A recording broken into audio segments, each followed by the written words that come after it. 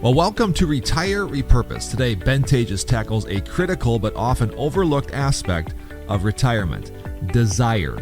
While society often suggests that retirees should want less, expect less, and do less, we're challenging the narrative.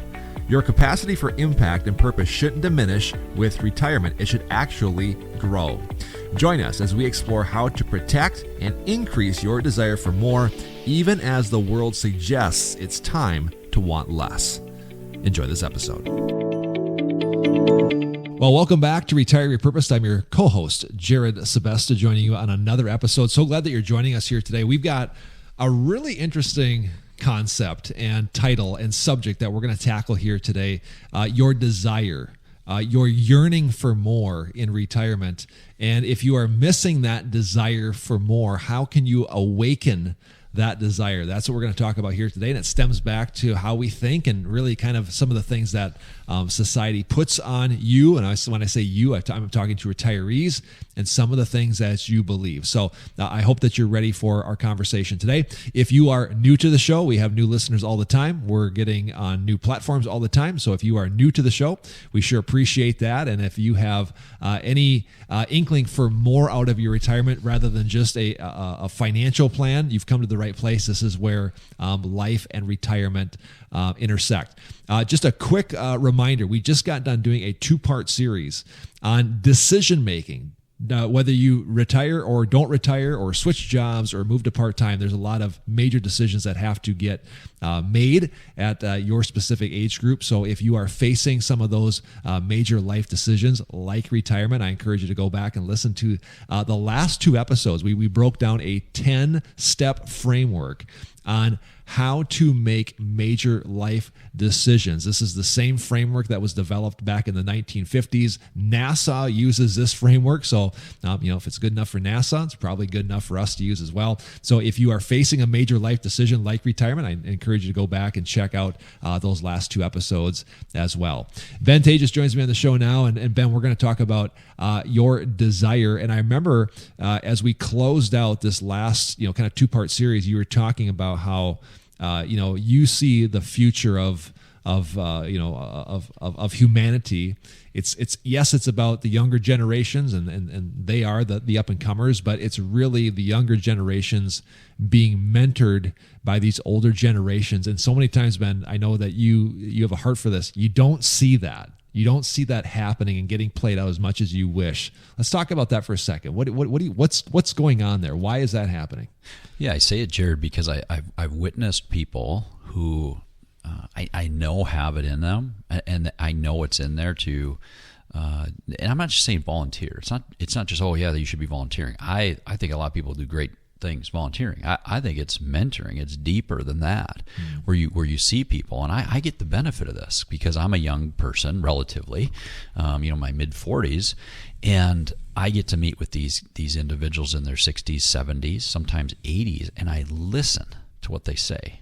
I wrote an entire book around this topic of repurposed, and most of the wisdom in there was not my own. It came from 2 places: biblical wisdom and client stories. And when I hear people that have all that wisdom, I'm like, I gain so much. And then I think, well, why are more people in that age group not sharing that wisdom? What is it about them that makes them want to hold on to that? Their life stories, their the things that they've learned over time. And I do think sometimes it does come down to they feel kind of put aside, put off. You're an older person now. Get out of the way. Let the young people take over. Yeah. Again, there's a lot of lies. We've done an entire series on some of these retirement lies. I remember one of those is that your value isn't there anymore. I remember one of the shows we talked about ageism. Let's talk about that for a second. Ageism, to me, that sounds a lot like because you reach a certain age, therefore these things are now true about you. And one of those is just that now, like, you're kind of old now, and that's a really tough spot to be in. It's something I'm sure that's very difficult to hear. Well, it's difficult to hear, and it's so it fits right with the American culture. I can tell you, Jared, for sure, it doesn't fit with most of the world. Most of the world's going to see their elderly and the people that are, gaining wisdom as just that. They are sitting at the head of the table. You're sitting there listening to every word they say because of the wisdom that they have, and it's appreciated it far, far more than what you see here in our culture today. Yeah. So again, we're like, yep, old folks home, blah, blah, blah, just move them out of the way and move in. I mean, there's even companies, and I get it, there are some reasons. I had a conversation the other day, Jared, and it fits so well with this talk today with one of our local firemen. He's 65, and another one of the guys was 65 that was now being forced off of their fire department. And I get it. He made a lot of 65-year-olds might not be able to do what a 25-year-old can do. But one of the younger firemen actually stood up in the meeting and said, I have a problem with this. Why are these two individuals being asked to leave? They can do as much as we can. They pass their physical. Why are they being forced out? Just because of their age. And they actually went to the attorney. And this young man stood up for them and went to the meeting with the attorney. And the attorneys changed the bylaws to say, yep, if they can pass the physicals, they can stay active on the fire department. And why was that so important? It was so important because the young man recognized the things that these two firemen have seen are things that they have yet to witness or see themselves. So they've now been in this for 50 years. It was a 50 years now coming up on in the fire department, Jared. And there are so many new technologies and things that, yes, they've got to learn and get used to. But there was a time, and this older fireman shared with me, in his career, where he several times had to correct and actually point out that, no, you're wrong to the actual the fire trainer, the guy that was coming in training about fires. And he said, no, actually, I saw this happen in this occasion, and you are wrong. He said, really? And he actually turned out that this guy was right because this had happened. And long story short, it came down to anhydrous ammonia, which is technically not flammable. And it's crazy. This actually happened on my farm, Jared, when I was growing up. They filled this building up with anhydrous ammonia to kill the mice in it. And there was a little heater in there that ignited. Well, anhydrous ammonia is not flammable unless it's super, super, super concentrated and the heat source is really, really hot. Well, this guy that was training the firemen said, no, it won't. There's no problem. And my client and friend said, no, actually, I had this happen. Here's when it happened and why it happened. Yeah. He said, well, I stand corrected. Yeah. That's wisdom that came from actual life experience. Yeah. So why push the guy out? And the point there is, ageism is very scary. We know that these individuals have a lot to offer life experience. Therefore, we need to take them seriously. I'm glad this young firefighter said, no, I want him on my team. Yeah, that took a lot of courage to do that. Talk about what that does to like the mindset. You know, we've had shows on that, the importance of how we think.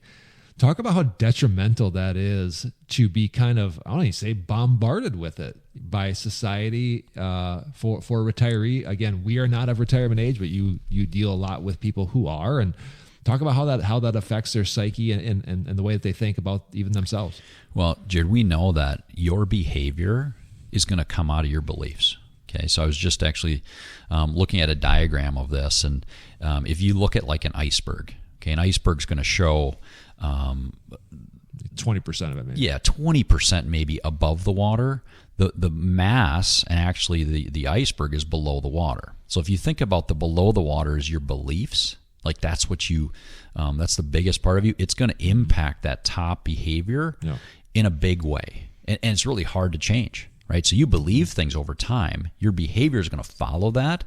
So if you have a retiree out there that has heard from society over and over and over, maybe they've witnessed it with friends who've also heard about society that, oh yeah, we're slowing down. We got to get out of the workforce. I can't be a firefighter. I'm 65 years old or whatever that is. Yeah.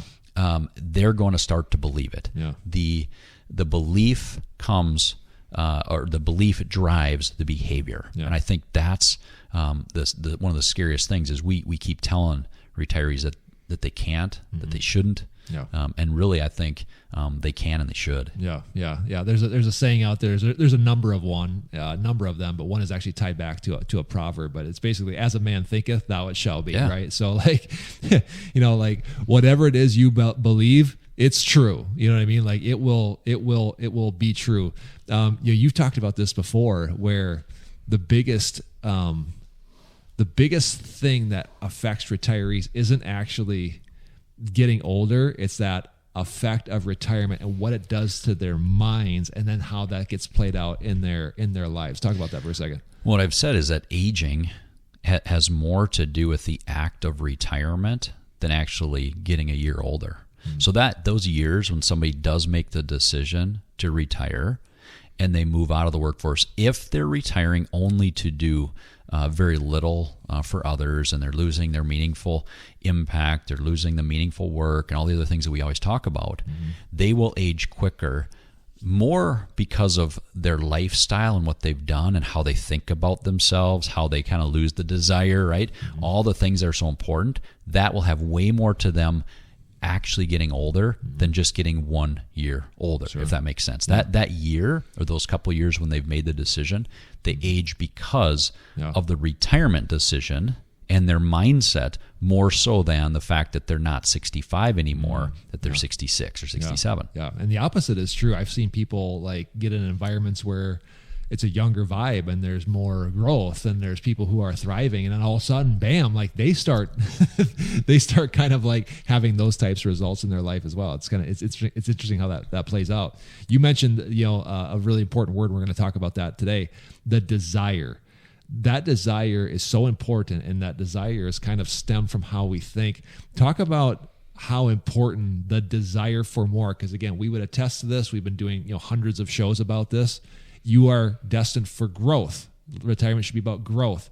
Make the connection between desire and that growth that people, some experience and many don't.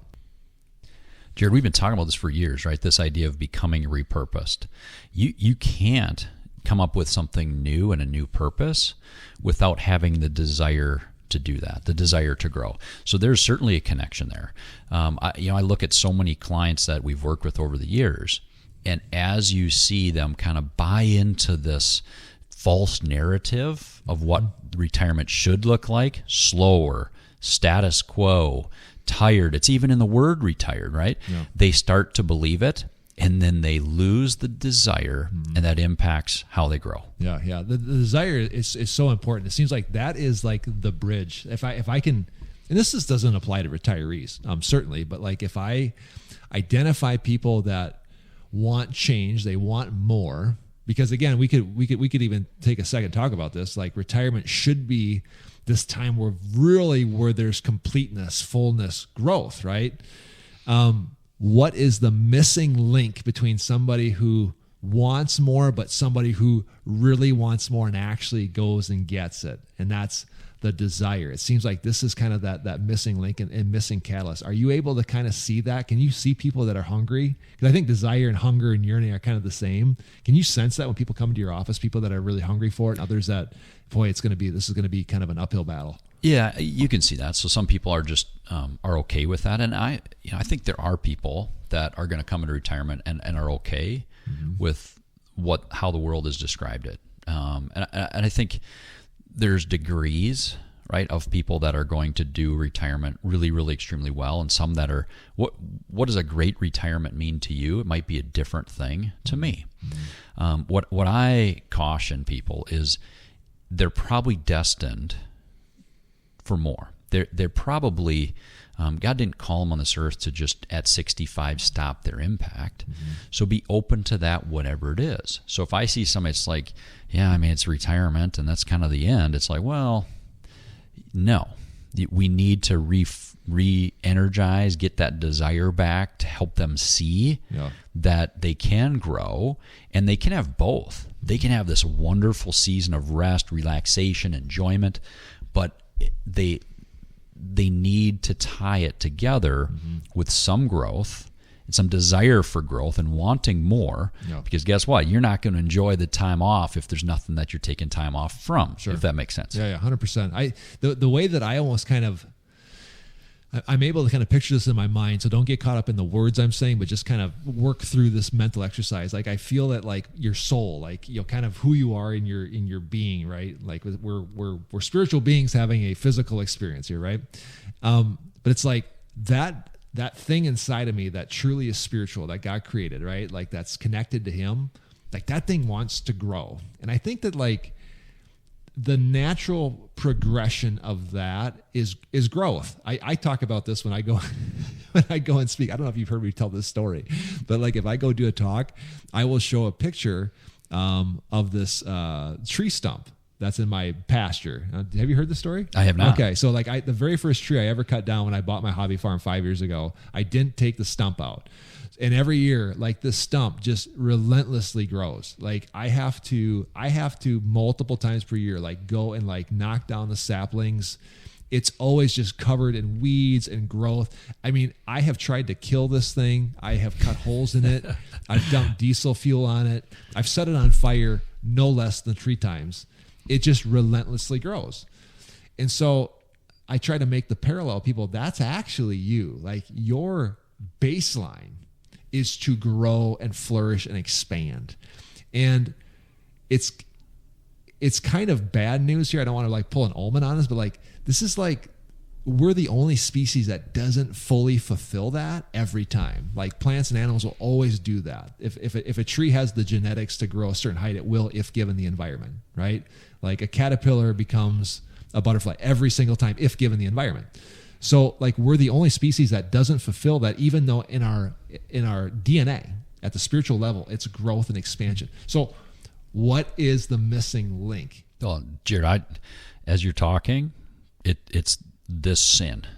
I've been spending so much time on, the C.S. Lewis and trying to get in the word more in the Bible. And if I could summarize like what is missing, if we are created, that's where we're created in God's image to be more like him, growing, fulfilling his calling in our life of meaningful work and making a difference in others, being other-centered. Here comes this thing called sin, where we're allowed to make our own decisions, and we make bad ones. And we make ones where it's like, oh, I'm going to prioritize myself over my spouse. Right. I did that today already. Like that is sin. Like that is what comes in to make it so that we do not fully realize who we were created to be. Right. And it's a constant daily thing that you have to check yourself, because even though you know it, it's probably not going to form all of your behaviors. It's like you're going to just mess up again. I'm going to do it again, but I know better. So I think, when you talk about other created things, it's like they're not dealing with that piece of it, right? God gave us choice. Yeah. He gave us the ability to choose. You don't want robots. And unfortunately, a long time ago, like sin entered the world, and now we deal with the consequences. And some of that is us not being fully who God made us to be until heaven, right? So here we are living in this world, making mistakes, not becoming fully who God made us to be because of that thing that's in the world of the world. Yeah. I think that, and I would agree with you. The one thing that we have that plants and animals don't is consciousness and the ability for like free will choice. And I think that is kind of that missing link. Let's talk about like awakening that. If people don't have that, because again, we've spent hours on this podcast, like almost pleading with people to step into that, where I'd like to hear your opinion on this, but like, I really feel like there really is no limit to your growth because you are like connected to God, like who is so huge and infinite, right? And I want people to understand that there's always more. No, even if things are going really well, there's another level that you can dive into, but it will not happen without the desire. So how do we tell people, or what can we say to get people more into that, and where they can connect at a deeper level with their soul to maybe even awaken some of that desire? Any thoughts on that? What's coming to my mind, Jared, is what do you tell the person that's in like a living hell situation, right? Even worse, right? So we're on this podcast talking about growth and, a desire for growth and how good things can be. Yeah. What if you're listening to this today and you're beaten up and the world has you down and it's like you can't get out from underneath whatever it is? Maybe it's health, maybe it's financial, whatever those things are, right? How does this message and what we're talking about, desire and wanting to grow, apply to them? And the reality of it is that comes back again to things aren't perfect. The world is very broken and what we're living in. Now, God has a plan and has us in a season for some reason to learn more about ourselves. But I think whether or not you're in that mode or you're in the spot that things are going great, there is still growth out there. I think the caution to the person that, things are going great and everything's fine is don't become too comfortable and too reliant on yourself, because that is the beginning of pride, which is the removal of God in our lives, right? So when we become our own God, when we become our own, and again, this is me sharing this because I've been thinking about this a lot because I struggle with that. When things are going so well, I need to grow, I need to do this, but I need to be open to what God has coming for me. Yeah. I think that is the message, right? It's, God wants what's best for us, but sometimes in the season, the first person that's in the deep depths of it, it doesn't feel like it's the best for us, but it's there for a reason. The person that's on a high and doing extremely well, be very, very careful that pride doesn't creep in and it's like, I've done this on myself. I don't need God because I am God. Yeah. Those are all great, kind of red flags or things to be aware of. And I love that because, again, the growth isn't growth for self. It's growth of more fullness to be like Him. And I love the word sanctification. It's a very, Christian word, but that's why I think the growth is so important because that's you'll never get there, which shouldn't, kind of deter us from at least trying, but also to realize that there's always more for us to experience and grow into. And we were talking about this before we hit record. If you look at desire on a graph, that, in my opinion, should be like an upward line that doesn't ever fall. Meaning, the older you get, your desire for more, to be more like God, to be more Christ-like, to be more sanctified, in my opinion, should go up. And it should not stop. Unfortunately, what we see is you see people retire and all of a sudden that desire then starts to tail off. And we could come back to a number of reasons why this happens. Maybe it's what the message people give them, but at the end of the day, I want people to understand their desire is such a massive part of not only their retirement, but really their life in general, right? Yeah, I mean, if somebody's listening to this and they're 65 or 75, they're probably thinking, you sound like a 45-year-old guy. Right. Of course my desire keeps going up and trying to grow. The reality of it is, yes, with aging, there is a slowdown of parts of your life, your movement. Sometimes it is mental, sometimes other things. But what I want people to hear, and like you're saying, is the desire to live out God's calling in our life should only increase over time. Yeah. And some of the most content, happy retirees are just that. I sat with an individual here a couple days ago, Jared, in my office, and in his late 80s. And we're actually on the gifting stage of life where it's, I need a little bit to live on. I need some income, but my wealth is actually got to go elsewhere. Charities and children and trusts and all the stuff we're doing, all the planning side. And he said, Ben, I struggle sometimes with, did I do enough? Have I done enough? And I still want to grow. And I was like, Mr. Client, I love that you have that growth mindset. Yep. But what you're actually doing is you're stewarding and you're actually growing closer to God every one of these decisions that you're making because you're listening to what He has for you. Yeah. And it made such an impact on how I look at somebody in that stage of life. Is there wasn't a lack of desire. He wanted to grow more and had the desire to do that. It just looked way different than it did when he was 45. Securities offered through Avantax Investment Services. Member FINRA SIPC. Investment advisory services offered through Avantax Advisory Services. Insurance services offered through an Avantax affiliated insurance agency.